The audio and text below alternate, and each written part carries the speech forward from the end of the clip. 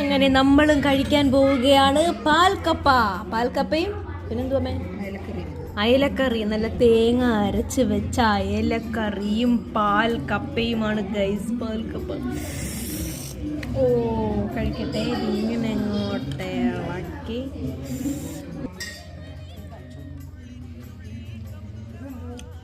പാൽക്കപ്പ. ഓ പൊളി അമ്മേ പൊളി.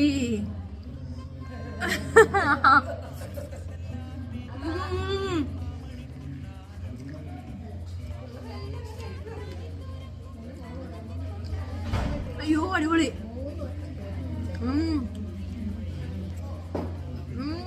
സൂപ്പർ.